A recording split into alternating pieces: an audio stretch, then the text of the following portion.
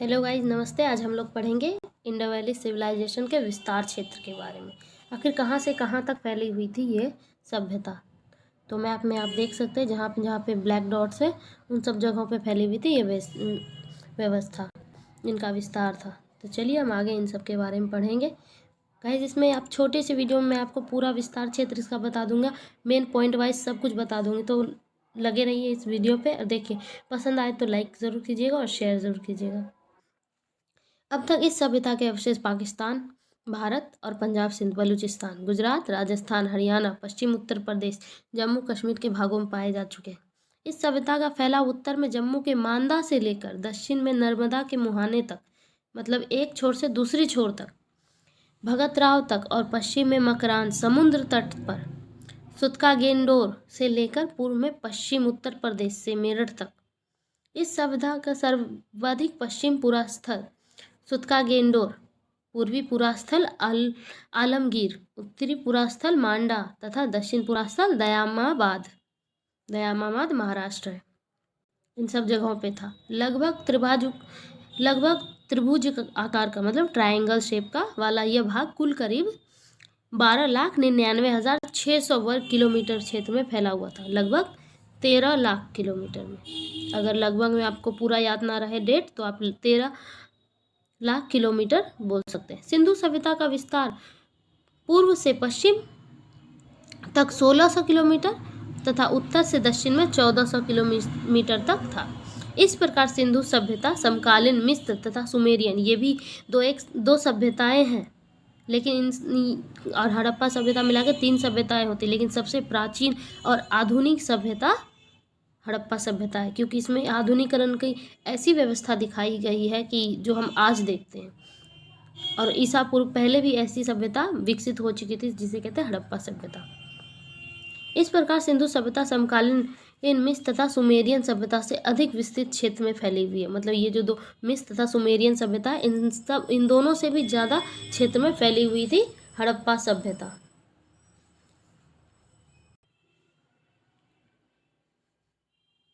प्रारंभिक विस्तार जो प्राप्त था उसमें संपूर्ण क्षेत्र त्रिभुजाकार का था।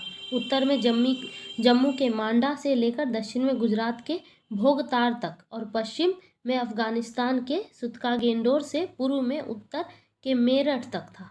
और इसका क्षेत्रफल लगभग 13 लाख किलोमीटर, अगर एग्जैक्ट बोला जाए तो 12,99,600 वर्ग किलोमीटर था। आधुनिक पाकिस्तान से तो बड़ा ही है। प्राचीन मिस्र और मोटोस्पेरियन से भी बड़ा था। ये दो सभ्यताएं थी, जैसा कि मैंने आपको बताया। अब तक भारतीय उपमहाद्वीप में इस संस्कृति के कुल 1000 स्थलों का पता चल चुका है। इसमें से कुछ आरंभिक अवस्था में थे, मतलब जिनका विकास शुरू ही हुआ था, और कुछ ऐसी जगह थी जिसका जो परिपक्व हो चुके थे, मतलब जो आधुनिक हो चुके थे, और कुछ उत्तरवर्ती अवस्था का परिपक्व अवस्था वाले कम जगह ही है। इसमें से आधे दर्जनों को ही नगर की संज्ञा दी गई, मतलब आधे दर्जन ऐसे हैं जिनको नगर की संज्ञा, मतलब शहर की संज्ञा दी गई, आधुनिकीकरण की संज्ञा दी गई है। इनमें से 2 नगर बहुत ही महत्वपूर्ण है, पंजाब का हड़प्पा तथा सिंध का मोहनजोदड़ो। आप मोहनजोदड़ो फिल्म भी देख सकते हो, मैं आपको पूरी एग्जैक्ट चीज़ें दिखाई गई होगी। मैंने वो पिक्चर देख के एग्ज़ाम दिए हैं गाइस, इतना अच्छा है वो। इसका शाब्दिक अर्थ है प्रेतों का टीला। मोहनजोदड़ो का शाब्दिक अर्थ है प्रेतों का टीला। दोनों ही स्थल वर्तमान पाकिस्तान में है, जो आज पाकिस्तान है, कभी भारत का हिस्सा था। दोनों एक दूसरे से 483 किलोमीटर दूर है और सिंधु नदी द्वारा जुड़े हुए हैं, इसीलिए इसे सिंधु घाटी सभ्यता भी कहा जाता है। तीसरी जगह नगर मोहनजोदड़ो जो 130 किलोमीटर में चुहंद्रो स्थल पर था, जो चौथा नगर गुजरात के खंभात की खाड़ी के ऊपर लोथल नामक स्थल पर है।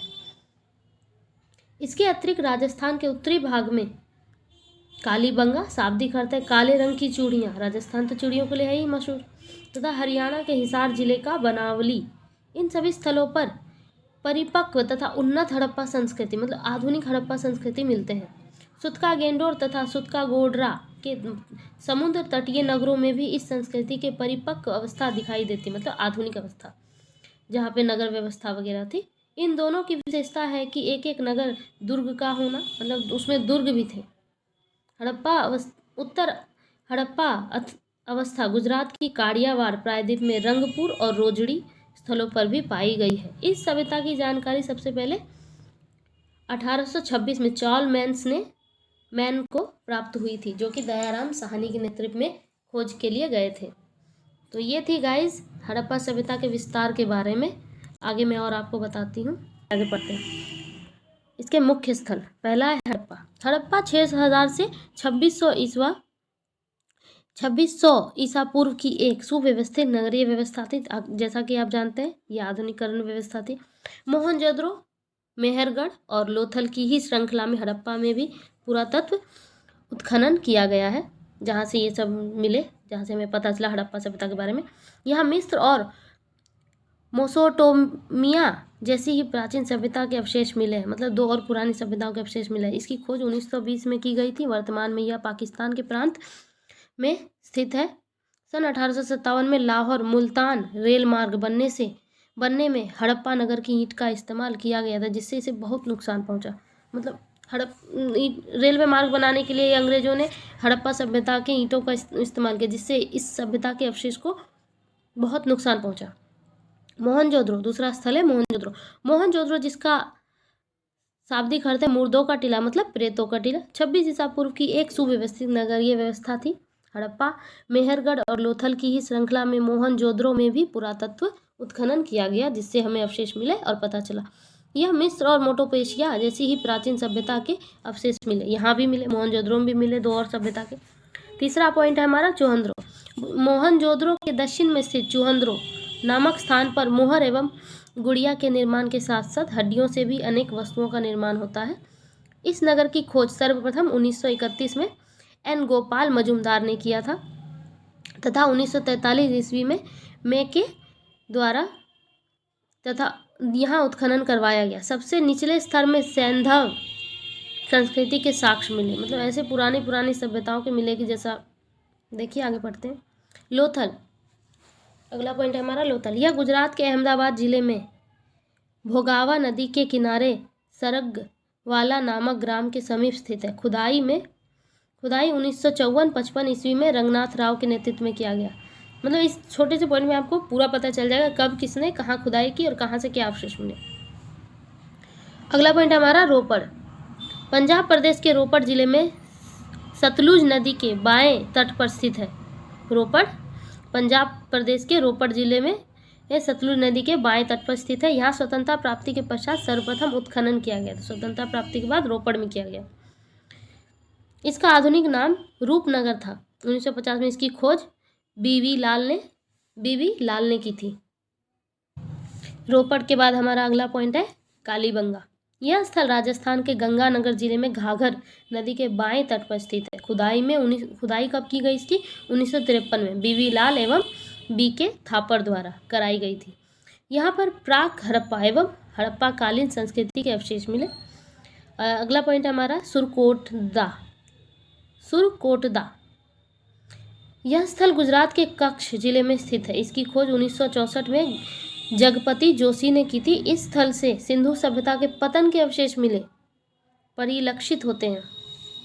अवशेष मिले सुरकोटदा में सिंधु सभ्यता के पतन के अवशेष मिले। आखिर क्यों इस सभ्यता का पतन हुआ? इतनी आधुनिक सभ्यता का, जैसे कि हमारे में दोबारा ऐसी संस्कृति बनानी पड़ी, ऐसी सभ्यता का पतन हुआ। इसका वीडियो मैं आगे बना दूंगी गाइस। तो ये है सुरकोटदा। यह स्थल गुजरात के कच्छ जिले में स्थित है। इसकी खोज 1964 में जगपति जोशी ने की थी। इस स्थल से सिंधु सभ्यता के पतन के अवशेष मिले। आलमगीर मेरठ। आलमगीर जो कि मेरठ जिले में है। पश्चिम उत्तर प्रदेश के मेरठ जिले में यमुना की सहायक हिंडनम नदी पर स्थित इस पुरास्थल की खोज 1958 में यज्ञ दत्त शर्मा द्वारा कराई गई थी। अगला है रंगपुर, गुजरात। गुजरात के काड़ियावाड़ प्रायद्वीप में भागदर नदी के समीप स्थित यह स्थल की खुदाई 1953 और 1954 के बीच कराई गई थी। इसमें रंगनाथ राव द्वारा कराई गई थी। यहाँ पर पूर्व हड़प्पा कालीन संस्कृति के अवशेष मिले। यहाँ मिले कच्ची ईंटों के दुर्ग, नालियाँ, मिंड-भाड़, बांट, पत्थर के फलक आदि महत्वपूर्ण चीजें। यहाँ धान की भूसी के ढेर भी मिले। यहाँ उत्तरोत्तर हड़प्पा संस्कृति के साक्ष्य मिलते हैं। बनावली जो कि हरियाणा में है। हरियाणा के हिसार जिले में स्थित 2 सांस्कृतिक अवस्थाओं के अवशेष मिले, हड़प्पा पूर्व एवं हड़प्पा कालीन। इस स्थल की खुदाई 1973 से 1974 ईस्वी में कराई गई, दोनों में कराई गई थी। इसमें रविंद्र सिंह बिष्ट के नेतृत्व में कराई गई। अगला है हमारा अली मुराद सिंध। अली मुराद जो कि सिंध प्रांत में, सिंध प्रांत में स्थित इस नगर में कुआं, भट्टी के बर्तन, मिट्टी के बर्तन, कालियान के मनके एवं पत्थरों से निर्मित एक विशाल दुर्ग, जो कि ऊपर नीचे रहने वालों के लोगों के, मतलब दुर्ग जो था बीच में दीवार थी, ऐसी चीजें थी, उसके आगे पीछे रहने वाले लोगों की एक तरह से कहीं सेफ्टी के लिए बनाई जाती थी दुर्ग। इसके भी अवशेष मिले। इसके अतिरिक्त इस स्थल से बैल की लघु मृण्ड मूर्ति एवं कांसे की कुल्हाड़ी भी मिली। जैसा कि आप जानते हैं इसे कांस्य सभ्यता भी कहा जाता है।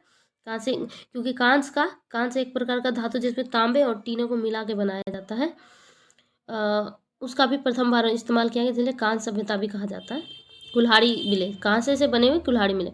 सुतका गेंडोर दक्षिण बलूचिस्तान, यहाँ यह स्थल दक्षिण बलूचिस्तान में दशरथ नदी के किनारे स्थित है। तो गाइस ये थे इसके सारे विस्तार क्षेत्र और पॉइंट वाइज मैंने वीडियो बना दी है। अगर आपको पसंद आए तो लाइक ज़रूर करना, शेयर ज़रूर करना। आगे मैं बताती हूँ इसके मैप दो, जो जो रेड मार्क की, ये जो काले बिंदु है ना वो सारी जगह हैं, लेकिन जो रेड मार्क की गई वो मुख्य जगह है जहाँ पे इसके कुछ ज़्यादा ही अवशेष वगैरह मिले। तो आप देख लीजिएगा, आपको वीडियो पसंद आए तो नोट्स भी बना लीजिएगा। मैंने इसी तरह वीडियो को डिज़ाइन किया ताकि आप नोट्स बनाने में भी आपको कोई दिक्कत नहीं, आप वीडियो को पॉज करके नोट्स सारे बना सकते हैं, ताकि आपको जब भी ज़रूरत पड़े आपको काम है। चैनल को सब्सक्राइब कीजिएगा तो आपको हमेशा ये वीडियो उपलब्ध मिलेगी। तो गाइज़ धन्यवाद, thank you for watching, subscribe करते रहिए, आगे आपको और भी वीडियो। गाइज़ मैंने थोड़े से और लाइन वाइज हड़प्पा के विस्तार क्षेत्र का नाम लिख दिया था, आप इसको भी ज़रूर नोट्स कर लीजिएगा, आपको बहुत काम आएंगे, देख लीजिएगा।